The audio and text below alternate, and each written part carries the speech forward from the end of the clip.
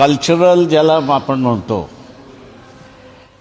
एका काळी ह्या सगळ्या कल्चरला शिव्या घालायच्या, कंडेम करायचं, या सगळ्यांना नाचा म्हणून असणारं संबोधायचं. आणि आता आपल्याला दिसते की जे सेलिब्रिटी आहेत, सिनेमामधले आहेत, त्यांच्या काही भूमिकेमुळे त्यांना समाजामध्ये एक्सेप्टन्स वाढला आहे, म्हणजे मान्यता मिळालेली आहे. त्या मान्यतेला वापर करणं, कॅश करणं, हे मला वाटतं आता असणारा RSSचं नवीन कॅरेक्टर आहे असं मी त्या ठिकाणी मानतो आहे. त्याच्यामुळे इंग्रजीमध्ये त्याला डिबेस्ड आणि डिफाईड असे जे दोन शब्द आहेत ते आत्ताच्या RSSला पूर्णपणे लागतात असं मी त्या ठिकाणी मानतो आहे.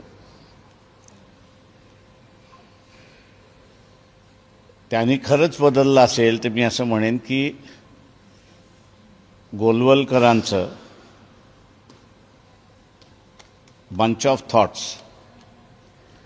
यामध्ये त्यांनी असणारा जो कल्चरल रोडमॅप दिला होता त्याला मोहन भागवत कंडेम करतायत का याचा त्यांनी पहिल्यांदा खुलासा करावा.